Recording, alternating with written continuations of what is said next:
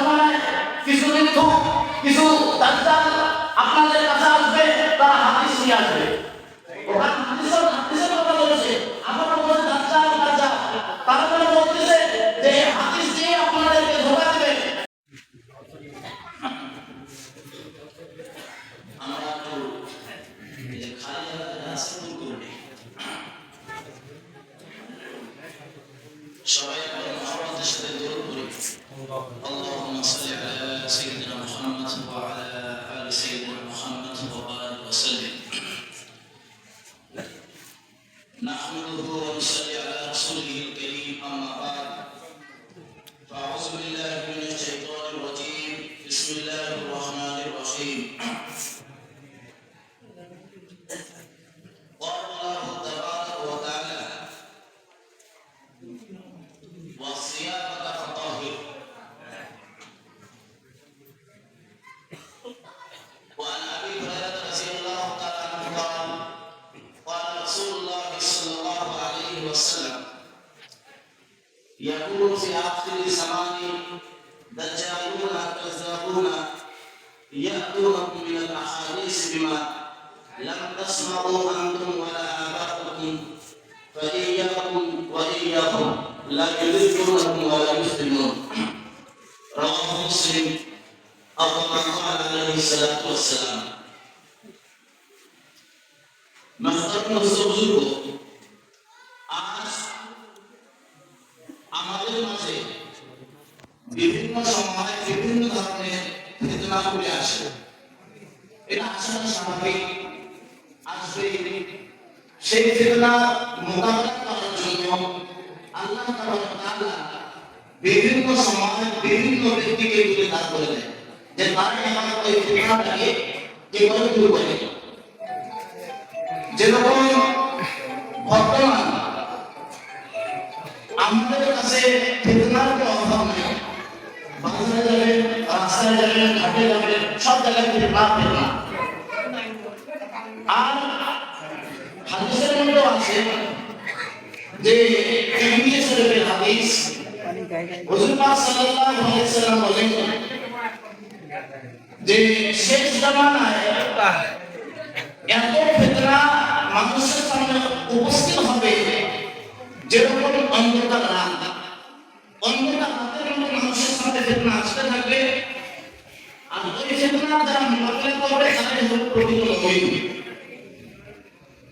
ফিতনার সময় এমন ফিতনা আসবে, সকালবেলা মানুষ মুমিন থাকবে, বিকেলবেলা কাফির থাকবে। আবার বিকেলবেলা মুমিন, সকালবেলা কাফির। এটা বুখারী শরীফের হাদিস যে সকালবেলা সে মুমিন, বিকেলবেলা কাফির। আবার বিকেলবেলা মুমিন, সকালবেলা কাফির।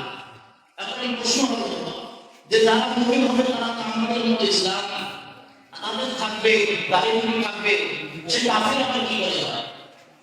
হাদিসের মধ্যে আছে হয়তো সে কোনো হালাল বস্তুকে হারাম মনে করলো, আবার হারাম বস্তুকে হালাল মনে করলো।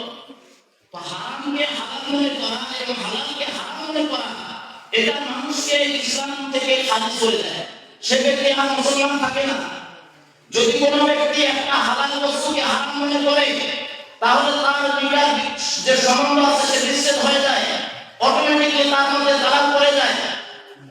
উদাহরণস্বরূপ শরাব পান, যদি কোনো ব্যক্তি এটাকে হারাম মনে করে পান করে তাহলে আর তার স্বামী স্ত্রীর সম্পর্ক বাকি থাকবে না। উদাহরণস্বরূপ তিন তালাক দিলে তিন তালাকই হয়। যদি কোনো ব্যক্তি ভাবে যে তিন তালাক দিলে এক তালাক হয় আর এর উপর বিশ্বাস করে, তাহলে ওই ব্যক্তি যে বিশ্বাস করলো সেই ব্যক্তিরও স্ত্রী তার হাতে থাকবে না। কারণ হাদিস কোরআন দিয়ে স্পষ্ট প্রমাণ যে যদি কোনো ব্যক্তি তিন তালাক দেয় তাহলে তিন তালাকই হবে। আর এটাকে যে ব্যক্তি মানবে না, অস্বীকার করবে, সে হাদিস কোরআনকে অস্বীকার করলো। আর হাদিস কোরআনকে অস্বীকার করে সে মুসলমান থাকতে পারে কি? আমি আপনাকে একটা উদাহরণ দেই যে এই গ্লাসটা আছে, এই গ্লাসটার মধ্যে মনে করেন যে আমি এখানে 3টা বিস্কিট রেখেছি। এখন এই গ্লাসটা আপনাকে আমি দিলাম, তো এখানে যে 3টে বিস্কিট আছে, কয়টা বিস্কিট সহ দিলাম? আমি একবারে দিলাম না, আমি দিলাম না সঙ্গে, কিন্তু কয়টা দিলাম? 3টে বিস্কুট দিলাম। এখন এখন এক একটা করে বিস্কুট আপনার হাতে ধরে দেন, তবু তিনটা। পুরো প্যাকেটটা ধরে দেই, তবু তিনটা। অতএব আপনাদের এলাকায় যদি বলা হয় যে ভাই এই সিঙ্গারাটার দাম 3 টাকা, আর এক মজলিসে আপনি 3টা সিঙ্গারা একসঙ্গে খাইলেন, শেষে যাওয়ার সময় আপনি যদি একটা সিঙ্গারার দাম দেন, দোকানদার মানবেন তো? মানবে? আপনি একসঙ্গে এক করে 3টা খাইছেন, বলতে কি আলাদা ছিল? আপনি নিয়েছেন আলাদা আলাদা করেছেন কি?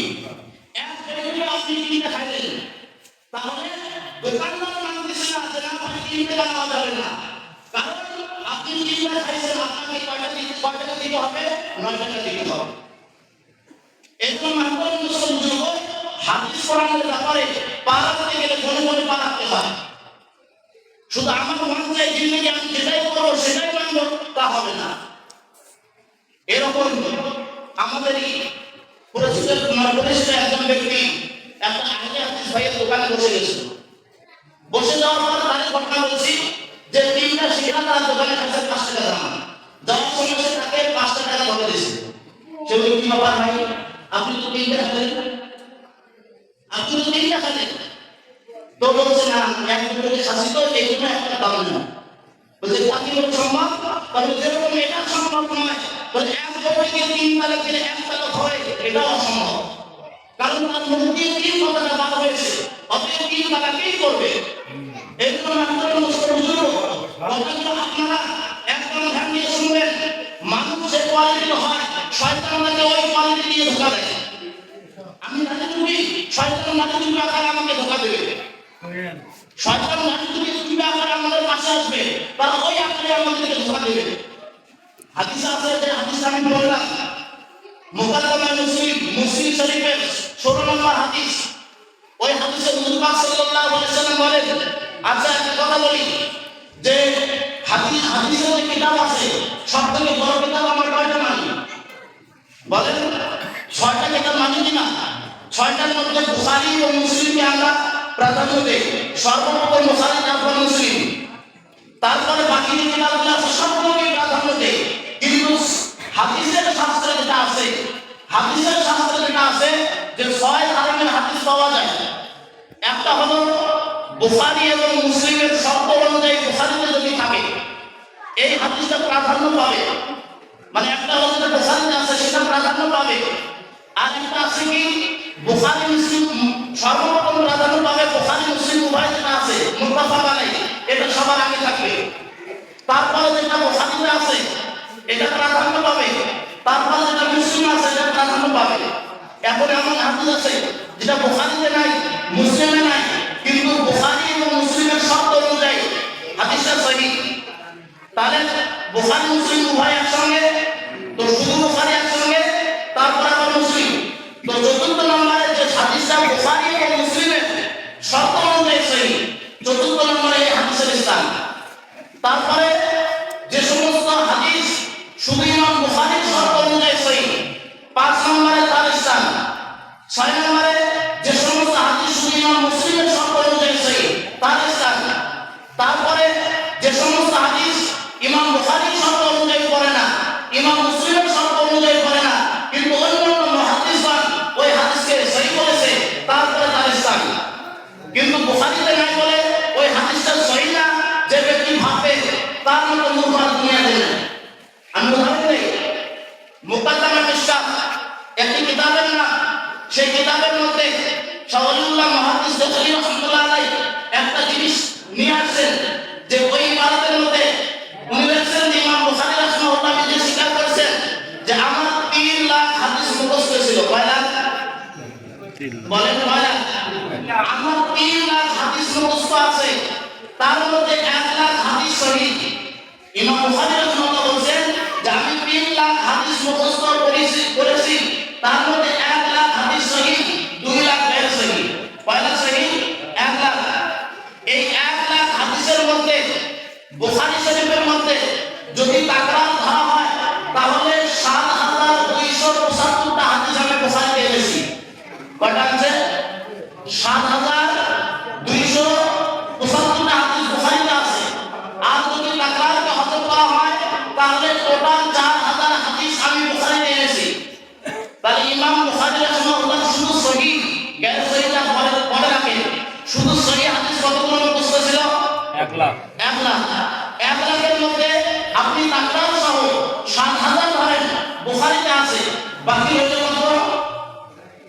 বলেন 93,000 হাদিস, যেটা ইমাম বুখারী রাহিমাহুল্লাহর মুখস্থ ছিল। তাহলে ইমাম বুখারী রাহিমাহুল্লাহর মুখস্থ ছিল সহিহ 93,000 হাদিস। তাহলে আপনি যদি শুধু বুখারী মানেন, তাহলে যে ইমাম বুখারী নিজেই স্বীকার করতেছে আমার কাছে আরো 93,000 হাদিস মুখস্থ আছে, সহিহ হাদিস, তাহলে আপনি কি ওই বন্ধুকে অস্বীকার করবেন? বলেন। যারা অস্বীকার করে আমি তাদেরকে অল্প একটু ভাবতে বলি। আপনারা ভাবেন যে ইমাম বুখারী রাহিমাহুল্লাহ উনি 1 লাখ হাদিস যদি সহিহ মুখস্থ রাখতে পারে, আপনার কয়টা হাদিস মুখস্থ আছে? ওই 2-3 টাকার বা 5 টাকা 10 টাকার বই পড়ে 2-3 টাকার নেট ভরে একজনকার বয়ান শুনে ভাবছি যে আমি বড় হাদিস, আমি অনেক হাদিস জানি, কয় হাজার হাদিস মুখস্থ আছে আপনারা বলেন। একবার নিজের দিকে একবার তাকান, তাকিয়ে বলেন।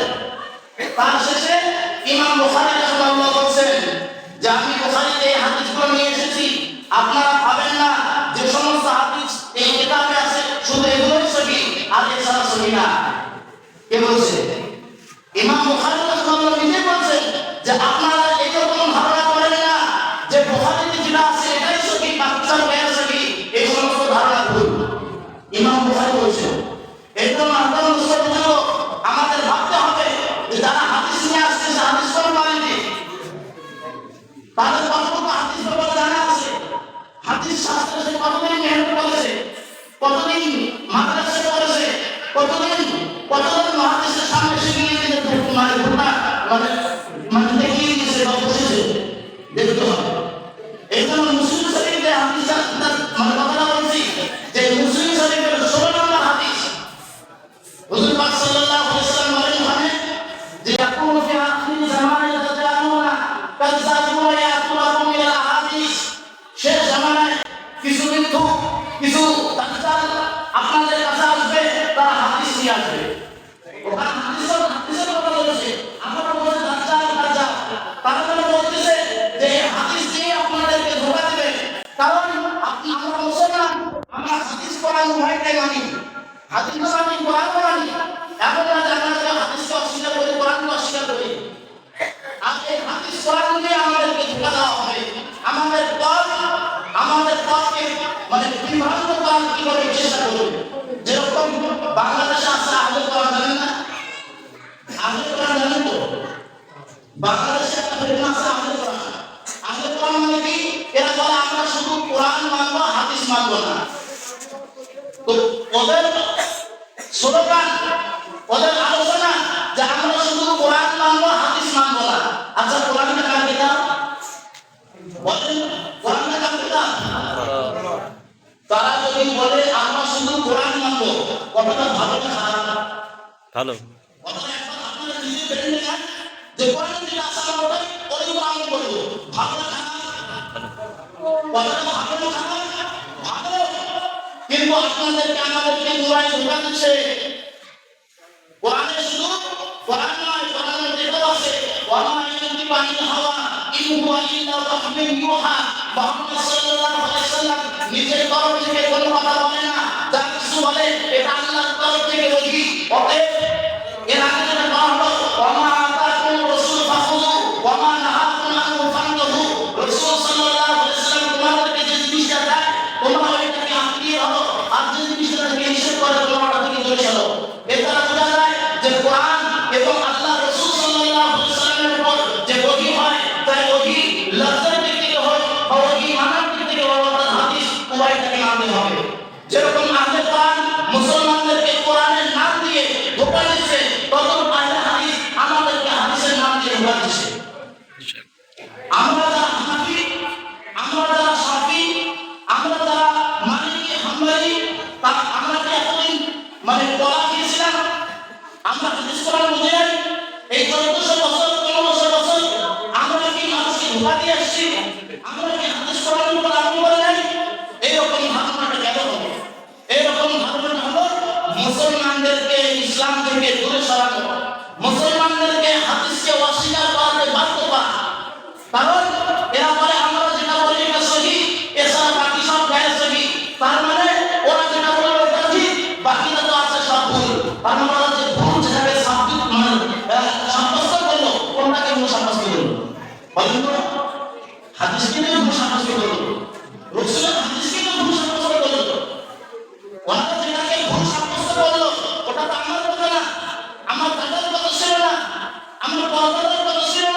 ওটা তো হুজুরেরই কথা ছিল। হুজুর পাক সাল্লাল্লাহু আলাইহি ওয়াসাল্লামের ওরা যেটাকে অস্বীকার করলো, ওটা আমার কথাকে অস্বীকার করেনি, বরং আমার নবী, দয়াল নবী হযরত মুহাম্মদ সাল্লাল্লাহু আলাইহি ওয়াসাল্লামের কথাকে অস্বীকার করেছে। এরা হলো মুসলমানদেরকে নবীর থেকে ছিন্ন করে দেয়, মুসলমানদের দিল থেকে নবীর মহব্বতকে ছিন্ন করে। এরা হলো মুসলমানদেরকে নবী ওয়ালা আকর্ষণকে থেকে ছিন্ন করে দেওয়া। এই জন্য হুজুর পাক সাল্লাল্লাহু আলাইহি ওয়াসাল্লাম আজ থেকে 1450 বছর আগে মানুষকে সাবধান বার্তা দিয়েছে যে ইয়াকুমু ফি আখিরি জামান দাজ্জালুন, শেষ জামানায় কিছু দাজ্জাল ধরনের লোক আসবে। দাজ্জাল কাকে বলে? দাজ্জাল শব্দটা জানেন? দাজ্জাল হলো বহু বচন। দাজ্জালুন এর বহু বচন দাজ্জাল। এর অর্থ কি?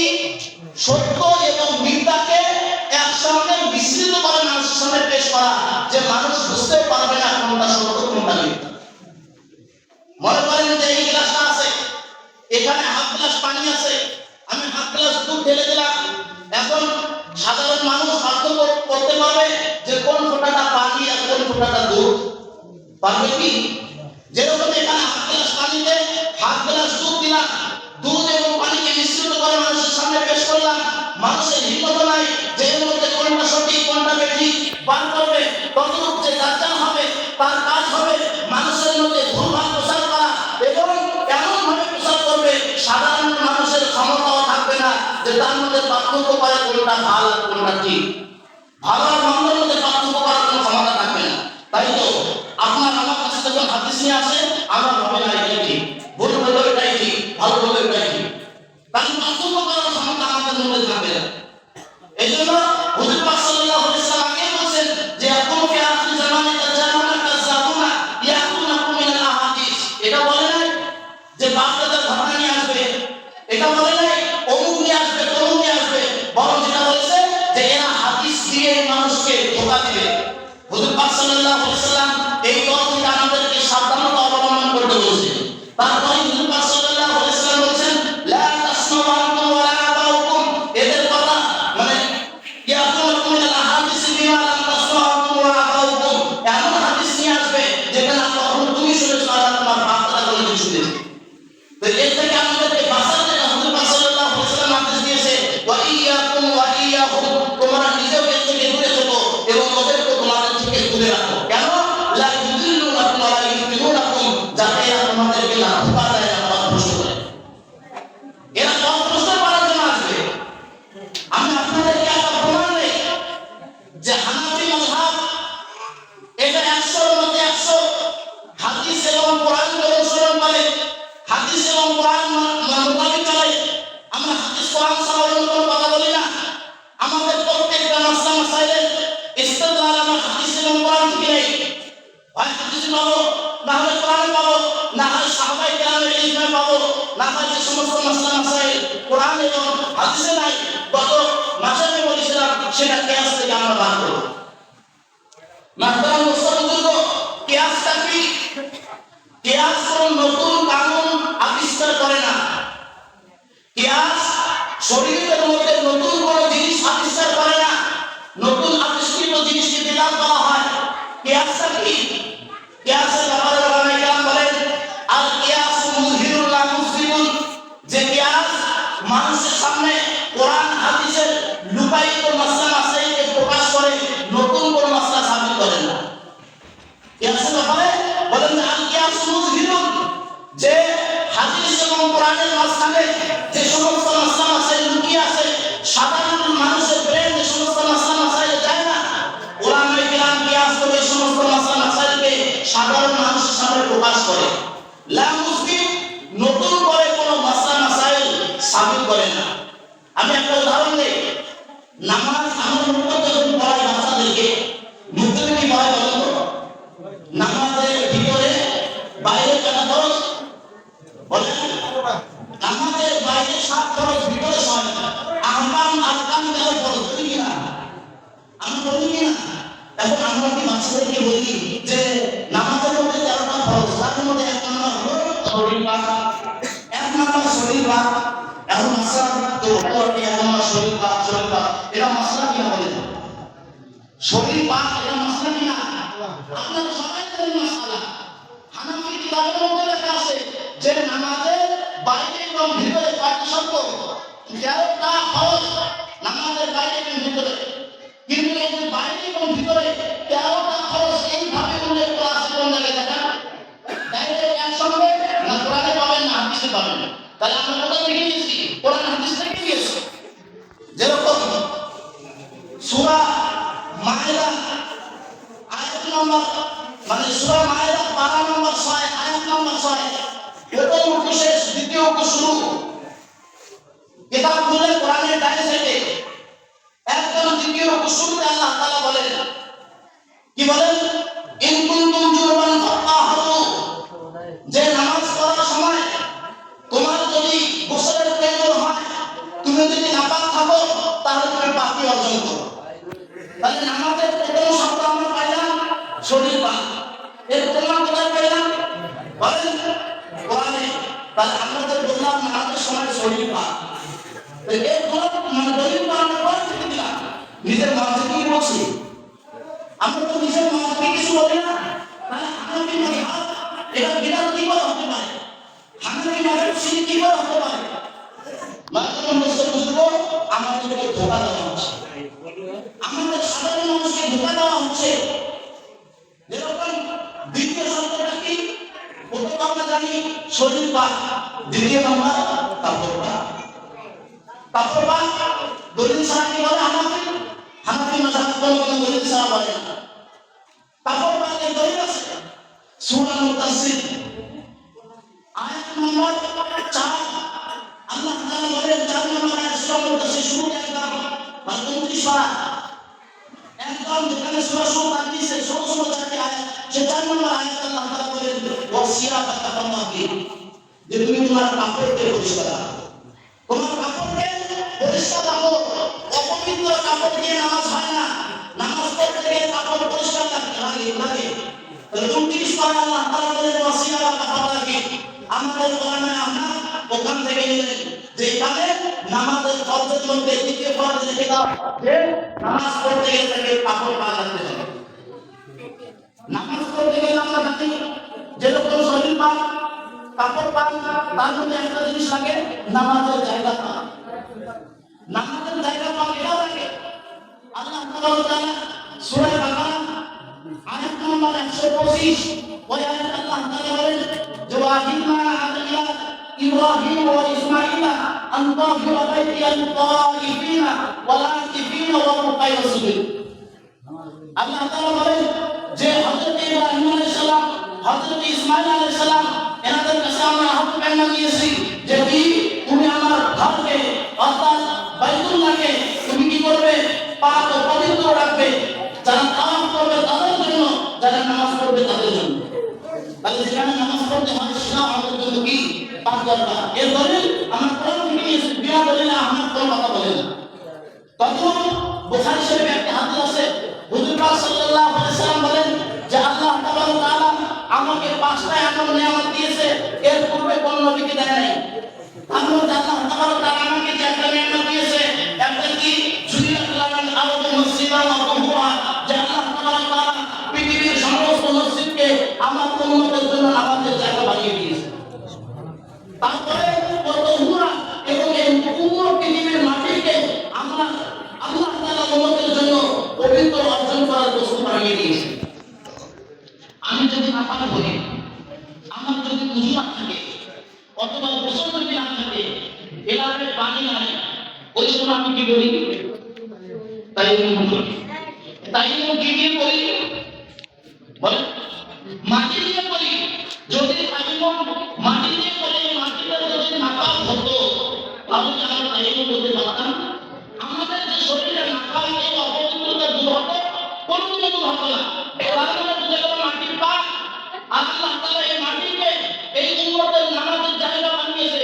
অতএব মানুষ যে জায়গায় নামাজ পড়বে সেই জায়গাটাও পাক হতে হবে। তাহলে কয় নম্বর গেল? 4 নম্বর। তারপর 5 নম্বরে কি আছে? 5 নম্বর শব্দটা বলি যে 5 নম্বর হলো কিবলামুখী হওয়া। কিবলামুখী হতে হবে।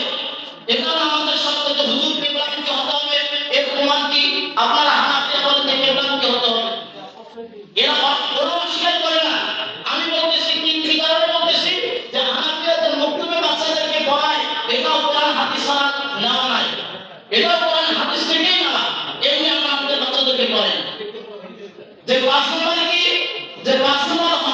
মুখোমুখি হওয়া। সূরা বাকারা, এই সূরার মধ্যে আল্লাহ তাআলা বলেন যে সূরা বাকারা 144 নম্বর আয়াতে ফাওয়াল্লি ওয়াজহাকা শাতরাল মসজিদিল হারাম, যে যখন তুমি নামাজ পড়বে তোমার মুখমণ্ডল মসজিদে হারামের দিকে রাখো। আর মসজিদে হারাম আমাদেরকে কিবলামুখী হওয়া। এটা আমরা নিলাম সূরা বাকারা থেকে, ওখান থেকে নিলাম 6 নম্বর হযরত নামাজ পড়া। সূরা নিসার মধ্যে আল্লাহ তাআলা বলেন 155 নম্বর আয়াতে যে আল্লাহ তাআলা বলেন কি, যে আল্লাহ তাআলা সূরা নিসার মধ্যে বলেন ইন্নাস সালাতা কানাত আলাল মুমিনিনা কিতাবাম মারকুতা, যে অবশ্যই নামাজ মুমিনদের উপর নির্দিষ্ট সময় ফরজ করা হয়েছে। অতএব সময় মতো নামাজ পড়া যেটা আমরা বলি, এটা কোরআন থেকে নিয়ে বলি, আমরা কোরআন হাদিসের কোনো কথা বলি না। আর একটা আছে যে সতর ঢাকা, এটা তো আমাদের প্রয়োজন নেই। সতর ঢাকা কোথায় আছে? সতর ঢাকা যেটা আমাদের ফরজ, এটা কোরআনের মধ্যে আমরা নেই। আল্লাহ তাআলা বলেন সূরা আরাফের মধ্যে 155 নম্বর আয়াত যে খুযু যিনাতাক ইয়া বানি আদম খুযু যিনাতাকুম ইনদা কুল্লি মসজিদ, যে বানি আদম তোমরা প্রত্যেক নামাজের সময় তোমার সৌন্দর্যতা ধারণ করো, অর্থাৎ তুমি প্রত্যেক নামাজের সময় তুমি পোশাক পরো। সতর ঢাকা ফরজ। এর প্রমাণ আমরা কোরআন থেকে দেখি যে যখন আল্লাহ তাআলা হযরত আদম আলাইহিস সালাম এবং হযরত হাওয়াকে আসমান থেকে জমিনে নামিয়ে দিলেন বন্ধন ফল খাওয়ার কারণে, তো হযরত আদম আলাইহিস সালাম এবং হযরত হাওয়া দুইজন ভাই পোশাক খুলে গেল। ফাবাদাত লাহুমা সাওয়াতুহুমা, যে তাদের দুইজন ভাই কাপড় কি হয়ে গেল? খুলে গেল। তারপর কি বললেন ওয়াতাফিকা ইয়াসিফান আলাইহিমা বিশাদারিল জান্নাহ, যে ওনারা দুইজনেই নিজের পরনের মধ্যে জান্নাতের পাতা দিয়ে কি বললেন? নিজের লজ্জাস্থানকে ঢাকলেন। তার মানে এটা বোঝা যায় যে এখানে আল্লাহ তাআলা বলছেন যে তোমরা জান্নাতের বাতাসের মধ্যে লজ্জাস্থান ঢাকো। আল্লাহ তাআলা বলেন নাই মানুষের লজ্জা হয়, এটা মানুষের ঈমানের অঙ্গ। মানুষের ঈমানের অঙ্গ। মানুষ চায় না যে আমি বেলজ্জা হয়ে ঘুরি। অতএব নামাজ আল্লাহর সামনে আমি দাঁড়াচ্ছি, যিনি শাহেনশাহ বাদশার বাদশা, অতএব তার সামনে আমাকে পর্দার মধ্যেই দাঁড়াতে হবে, বিনা পর্দায় হবে না। মাতরাম দোস্ত বুজুর্গ, নামাজের শর্তের মধ্যে এই চারটা শর্তের মধ্যে একটা শর্ত আমরা জানি, নিয়ত করা। বলে হুজুর নিয়ত করা ভুলে গেলেন, এটা বুখারী শরীফের প্রথম হাদিস ইন্নামাল আমালু বিন্নিয়াত, যে সমস্ত আমল নির্ভর করে কিসের উপর? নিয়তের উপর। যাই সমস্ত মাসলা মাসাইল কোরআন এবং হাদিস থেকে না। আপনারা এমন একটা মাসলা দেখান যে মাসলাটা কোরআন এবং হাদিসের উপর আমল করেন না। যেরকম মাওলানা সাহেব বলেছেন যে এরা মানুষের টুপি মাথায় পরাতে জানে না, মানুষের টুপি খুলতে জানে। কিছু সংখ্যক আহলে হাদিস ভাই এরা বলে টুপি পরা কথা কাজ শুনুন, টুপি সারা নামাজ হয়।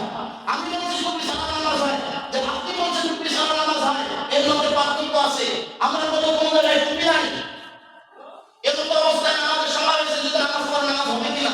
কিন্তু আপনি টুপি থাকা সত্ত্বেও যদি ইচ্ছাকৃতভাবে টুপিটা খুলে নামাজ পড়েন, তাহলে আপনি একটা সুন্নত অবলম্বন করেন। সুন্নতকে মানলেন না। টুপির প্রমাণ কোথায় আছে? আপনি যে বুখারীতে হাওয়ালা দেন, সেই বুখারীতে টুপির প্রমাণ আছে।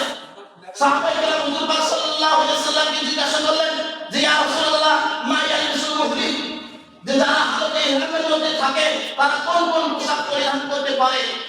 হুজুর পাক সাল্লাল্লাহু আলাইহি ওয়াসাল্লাম বললেন লা তালবিসু কামিসা ওয়ালা সারাবিয়াত ওয়ালা কামিসওয়াতা, যে মুহরিমরা এরা পায়জামা সেলাই করা পায়জামা পরতে পারবে না, সেলাই করা জামা পরতে পারবে না, এরা টুপি পরতে পারবে না।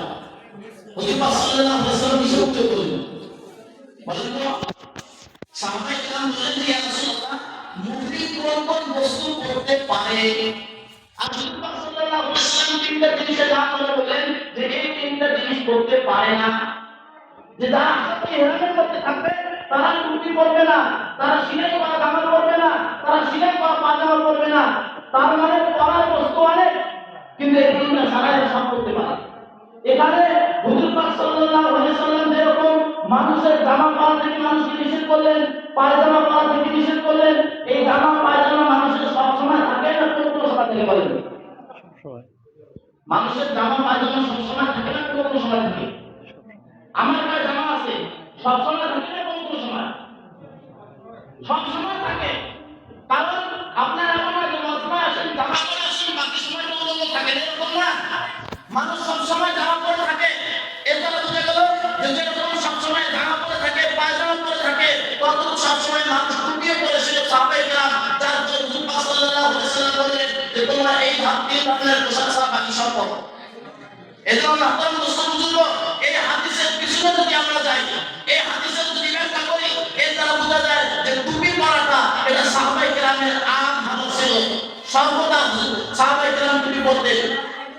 সামান্য তিরমিজির মধ্যে আছে যে হুজুর পাক সাল্লাল্লাহু আলাইহি ওয়াসাল্লাম তিন ধরনের টুপি পরতেন। কয় ধরনের টুপি পরতেন? তিন ধরনের টুপি পরতেন। এই আমরা হেলমেট পরি না, হেলমেট যেটা পরি এটাও সুন্নাত। হুজুর পাক সাল্লাল্লাহু আলাইহি ওয়াসাল্লাম যুগে যাওয়ার সময় হেলমেট বিশিষ্ট টুপি পরতেন যাতে মাথায় কোনো রকমের পাথর না লাগে। কেউ যদি হেলমেট পরে 3 দিন পরে মাথায় যাতে না লাগে।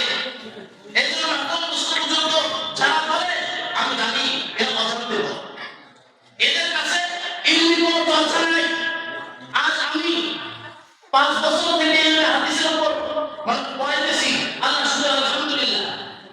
অহংকারের কিছু না, 5 বছর পড়াইতেছি, হাদিস অনেক জানি, প্রত্যেকটা আরবি ওয়ার্ডের তর্জমা জানি। এখন তারপরে যদি আমি বলি যে আমি হাদিস কোরআন মেনে চলবো, কোন ইমামকে মানতে আমি পারি কিনা বলেন? আর বলবেন তো আপনারা। কিন্তু যারা আরবি ওয়ার্ডে কিছুই জানে না তারা বলছে হাদিস কোরআন মেনে চলবো। বলে হাদিস কোরআন ফাতিহা তর্জমা করে দেওয়ার পর বিশুদ্ধ ফাতিহা তর্জমা করে দেখা। আর আমি 5 বছর আমাদের শেখ জাকারিয়া রাহমাতুল্লাহ আলাইহি 50 বছরের বেশি বুখারী শরীফ শুরু করিয়েছেন। পড়ার পর ইমাম বুখারী শেখ জাকারিয়া রাহমাতুল্লাহ আলাইহি ইমাম আবু হানিফাকে অনুসরণ করতেন। তাহলে বলেন তো ইমাম জাকারিয়া ইনি বেশি না যারা 2-3 টাকা নেট খরচ করে মোবাইলকে বলে যে ইমাম মারা চলবে না, তাহলে ইনি বেশি? যে ব্যক্তি 50 বছর বুখারী পড়াইলেন, মাত্র মুসলিম এই সারা ভারতবর্ষে এই ভারত বিখণ্ড হওয়ার আগে যেরকম বাংলাদেশ, পাকিস্তান, আমাদের এই যে ভারতবর্ষ 3টা একটাই দেশ ছিল। এই 3টা দেশ মিলে যাদের বুখারী শরীফ পড়ুন না কেন, এদের সনদ নিয়ে শাহ ওলিউল্লাহ মুহাদ্দিস দেহলভী রাহমাতুল্লাহ আলাইহি ওপার যাওয়ার আগে, সৌদিতে যাওয়ার আগে এইবারে যদি থাকতে হয় তাহলে এর সনদ শাহ ওলিউল্লাহ মুহাদ্দিস দেহলভী রাহমাতুল্লাহ আলাইহি পর্যন্ত পৌঁছবেই। ওনাকে মাসনাদুল হিন্দ বলা হয়, যে হিন্দুস্তানের সনদ, যে যাদের বুখারী যেখানে পড়ুন না কেন তার নাম হুজুর পাক সাল্লাল্লাহু আলাইহি ওয়াসাল্লাম পর্যন্ত গলাতে গেলে শাহ ওলিউল্লাহ মুহাদ্দিস দেহলভী রাহমাতুল্লাহ নাম পর্যন্ত আসবে। তাহলে শাহ ওলিউল্লাহ মুহাদ্দিস দেহলভী রাহমাতুল্লাহ আলাইহি সমস্ত সিয়াসি দল সনদ উনি সারা ওপার যায় না। সে ব্যক্তি যদি হানাফি হয়, সে ব্যক্তি যদি হানাফি হওয়ার পর ফতোয়া করে, তাহলে আমি আর আপনি কি বলেন? আমি আর আপনি কে? ইমাম বুখারী রাহিমাহুল্লাহ এরকম সিয়াসি দলের মুসান্নিফ বানাচ্ছে যে 6 জন মুসান্নিফ যারা সিয়াসি দলের কিছু হাদিস সংকলন করেছে, হাদিস জমা করেছে, 6 জন মুসান্নিফ 6 জনেই কোন না কোন ইমামকে ফলো করতেন। কেউ নিজেকে এরকম বলতেন না আমি বড় আল্লামা, যেরকম ইচ্ছা এরকম চলবো, কোন না কোন ইমামকে ফলো করতেন। এনাদেরই আহলে হাদিসের একজন আলিম মিয়া হুসাইন নজীর, উনি বলেন যে ইমাম বুখারী রাহিমাহুল্লাহ ইমাম শাফিকে ফলো করতেন, ইমাম শাফিকে মানতেন। তাহলে যে বুখারী নিয়ে ওনারা হাওয়া দেয়, সেই বুখারীর লেখক উনি বলছেন যে আমার এই বুখারী ছাড়া আরো অনেক হাদিস মুখস্থ আছে। উনি নিজেই যে ইমাম শাফিকে অনুসরণ করেন, কোন না কোন ইমামকে অনুসরণ করেন। মিশকাত শরীফের মুসান্নিফ উনি ইমাম শাফিকে অনুসরণ করেন। বাকি যে কিতাব আছে সিয়াসি এনারাও কাউকে না কাউকে অনুসরণ করেন। আর আপনি আর আমি 10 টাকা বাংলা বই করে যে আমি বড় হাদিস, আমি এই বইয়ের উপর আম করবো, আমার নিজের কথা ভাবেন না ভাই। আমি কাউকে আঘাত করে কথা বলছি না, আপনাকে আমি জানাতে চাই যারা আপনাকে এই দাওয়াতটা দিয়েছে মূলত তারা ধোঁকাবাজ। স্যার সৈয়দ একজন ব্যক্তি ছিল, এই স্যার সৈয়দ এনার একটাতে কারণ এনাতে একটা পরিকল্পনা ছিল যে মুসলমানদেরকে হাদিস থেকে দূর কি করে করা যায়, মুসলমানদেরকে সুন্নাতে নববী থেকে কি করে দূর করা যায়। তাদের মাসলাক আর এদের মাসলাক একদম মিল আছে। এজন্য আপনারা মুসলিম যুগ আপনারা কেউ ভুলের শিকার হবেন না, আপনারা কেউ ভুলের শিকার হবেন না। আমি আপনাদেরকে বলছি যে আপনাদের মধ্যে আমার মধ্যে এমন কোনো ব্যক্তি নাই, কোন একটা নিত্য নতুন মাসলাক সেটা আমি হক করতে পারি না। একজন ব্যক্তি হাদিসের একজন ব্যক্তি হিসাবে খায়, একজন ব্যক্তি সে কৃষি মানুষ কৃষি করে খায়, এখন তার যদি একটা কোনো নতুন মশালের প্রয়োজন হয়, তাহলে ওই ব্যক্তি যদি এখন বলে আমি কোরআন হাদিস মেনে চলবো, কোরআন এবং হাদিস থেকে আমি যেটা থাকবে তার উপর আমল করবো, বলেন ওই ব্যক্তি পাবে? আপনারা বলেন পাবে? এখন ওই ব্যক্তি যদি মোবাইল যদি আসে তার উপর আমল করে, তাহলে সে হাদিস কোরআন উপর আমল করবে, তো তার উপর তার কথার উপর আমল করবে, তার উপর তার কথার উপর আমল করবে। সবথেকে একটা কথা, সবথেকে একটা কথা এটা যে এনারা নিজে তাকলিদ করে আর মানুষকে বলে যে নিজে তাকলিদ করতেছে, বলে মুকাল্লিদ, আর মানুষকে আমাদের বলে মুকাল্লিদ। এরা নিজেকে মানে তাকলিদ করে, তার মানে এর একটা উদাহরণ আছে, একটা হাদিস মারকানে একটা হাদিস, প্রথম হাদিসে এই নাম আমাল বিনিয়া, যে সমস্ত আমল নির্ভর করে নিয়তের উপর। এই হাদিসটার ব্যাপারে সমস্ত মুহাদ্দিসিন বলে সহিহ হাদিস, কথা হলো সহিহ হাদিস।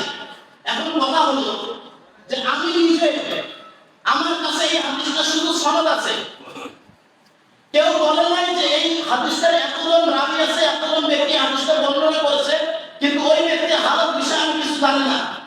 ওই হাদিসটা আমার সামনে আছে, যে হাদিসের বই, ওই হাদিসটা আছে সনদ সহ। এখন আমি তো ওর মধ্যে কাউকে চিনি না, কি করে আমি হুকুম আদাব যে এই হাদিসটা সহিহ? বিষয় আমি কারো কাছে যেতে হবে ভাই যে এই হাদিসটা সহিহ কিনা। এখন দেখলাম যে ইমাম বুখারী তার কিতাবে নিয়ে আসে এই যে এই হাদিসটা সহিহ, বা আল্লামা ইবনে হাজার আসকালানী রাহিমাহুল্লাহ বলেছেন যে এই হাদিসটা সহিহ, তো তার কথা মোতাবেক আমি ভাবলাম যে এই হাদিসটা সহিহ। এখন আমি নিজের তরফ থেকে বললাম না সহিহ না, কাউ বললাম বলেন তো, কেউ আমাকে বললো না, আমি নিজে মানে জানলাম। কেউ আমাকে বললো, কোন মায়ের লাল এরকম নাই যে এই জামানায় কোন একটা হাদিস তার সামনে দেওয়া হবে এবং কোন মুহাদ্দিস এবং কোন বড় আলিম তার মাসওয়ারা ছাড়া সে বলতে পারে যে এই হাদিসটা সহিহ কিংবা সহিহ, কেউ বলতে পারবে না। কোন না কোন ইমামের, কোন না কোন মুহাদ্দিসের তাকে সাহায্য নিতে হবে। আল্লামা নবী বলছেন সহিহ, আল্লামা ইবনে হাজার আসকালানী বলছেন সহিহ, অমুক বলছে সহিহ, অমুক বলছে সহিহ, তাকে তার নাম নিতে হবে, নিজে বলতে পারবে না। তাহলে ওই হাদিসটা সহিহ হলো না সহিহ হলো, এই বিষয়ে আপনি অন্যকে তাকলিদ করলেন, অন্যকে মানলেন, আর মশলার ব্যাপারে মানলে আপনাদের ব্যাপারটা হয়, মশলার ব্যাপারে মানলে ব্যাপারটা হয়।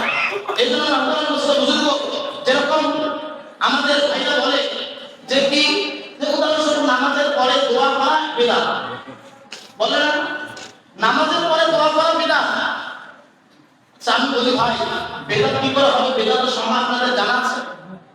বেদাত মানে কোন একটা জিনিস শরীয়তের মধ্যে ছিল না, সেটাকে আবিষ্কার করা, এর নাম বিদআত। বুখারী শরীফে একটি হাদিস আছে, হুজুর পাক সাল্লাল্লাহু আলাইহি সাল্লামকে জিজ্ঞাসা করা হলো যে ইয়া রাসূলুল্লাহ আইয়ুদ দুআই আফলা, যে কোন সময় দোয়া বেশি কবুল হয়? তো হুজুর পাক সাল্লাল্লাহু আলাইহি সাল্লাম বললেন দুকুল সালাওয়াতুল মাকতুব, 5 ওয়াক্ত নামাজের পরে দোয়া কবুল হয়। কে বললেন? আর কে বললেন? বুখারী শরীফের হাদিস, হুজুর পাক সাল্লাল্লাহু আলাইহি সাল্লাম বললেন যে 5 ওয়াক্ত ফরজ নামাজের পরে যে দোয়াটা করা হয় সেই দোয়া কবুল হয়। এখন কথা হলো যে হুজুর এখানে তো এটা লেখা নাই যে ইজতিমাই দোয়া কবুল হয়, করতে হয়, যে পার্সোনাল দোয়া করতে পারে। এখন আপনাদের মজলিসে, আপনাদের মসজিদে 5 ওয়াক্ত নামাজ 20 জন পড়ে, 20 জন ব্যক্তি নামাজের পরে যদি হাত উঠায় একা একা দোয়া করে, তাহলে এই যে একা একা দোয়া করলো, এই সুরতটা যে দেখা যাবে এটা ইনফিরাদি না ইজতিমাই? মানে একা একা দোয়া করলো কিন্তু সবাই একসঙ্গে হাত তুললো, তাহলে কি মনে হবে? ইজতিমাই মনে হবে, মনে হবে ইজতিমাই। কিন্তু আমাদের আফসোসের বিষয়, এরা বলে যে দোয়া করাই বিদআত, দোয়া করা যাবে না, কেউ দোয়া করলে হাতটাকে নামিয়ে দেবে। শুনেন, ইজতিমাই দোয়ার একটা দলিল আমি দিয়ে যাচ্ছি, যে হুজুর পাক হযরতে এটা আছে তাফসীর ইবনে কাসিরের মধ্যে, তাফসীর ইবনে কাসিরের মধ্যে এটা 522 নম্বর পৃষ্ঠায় তাফসীর ইবনে কাসিরের একটা আয়াতের নিচে নিয়ে আসছে। আবু হুরায়রা রাদিয়াল্লাহু তাআলা আনহু বলেন, আন্না রাসূলুল্লাহ সাল্লাল্লাহু আলাইহি ওয়াসাল্লাম সাল্লামা, নামাজের শেষে সালাম ফিরালেন, ওয়া রাফা ইয়াদাইহি ওয়া ক্বাল আল্লাহুম্মা খাল্লিস ওয়ালিদ ইবনে ওয়ালিদ। যে হুজুর পাক সাল্লাল্লাহু আলাইহি ওয়াসাল্লাম নামাজ পড়ছিলেন এবং নামাজের পরে হুজুর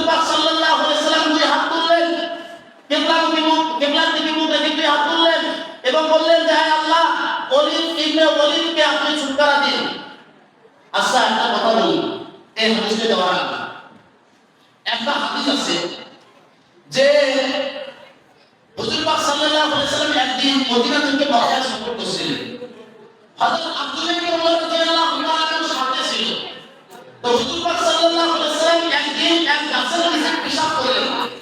বড় হুজুরের ইন্তিকালের পর আব্দুল্লাহ ইবনে ওমর রাদিয়াল্লাহু তাআলা যখনই ওই পথ দিয়ে যেতেন, পেশাব না লাগলো ওই গাছের নিচে বসে পেশাব করতেন। তাকে জিজ্ঞাসা করা হলো যে আপনি এরকম কেন করেন?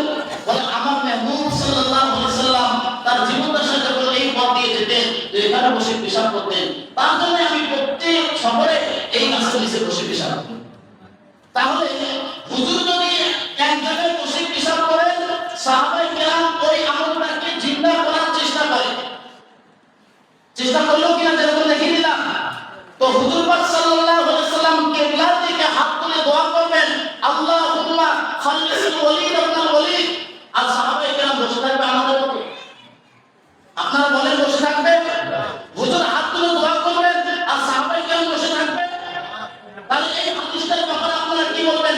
তার মানে সাহাবায়ে কেরাম হুজুরকে মহব্বত করতেন না, হুজুরের ডাকে লাভবাই বলতেন না, হুজুর যখন দোয়া করে সেই দোয়া আমিন বলতেন না, কি বলবেন আপনারা? এজন্য আপনারা হুজুর যে সমস্ত মাসলা মাসাইল আমাদের জানা নাই, সেই সমস্ত মাসলা মাসাইল দিয়ে আমাদেরকে ধোঁকা দেওয়া আপনারা এরা ধোঁকা দিতে চায়, ভুল পথে আমাদেরকে নিয়ে যেতে চায়। এই জন্য আমরা সর্বদা এদের ধোঁকা থেকে বেঁচে থাকবো, থাকবো ইনশাআল্লাহ। আল্লাহ তাআলা আমাদের সবাইকে বিভিন্ন ধরনের বাতিল ফিরকা ধোঁকা থেকে হেফাজত করেন। ওয়া আলহামদুলিল্লাহ।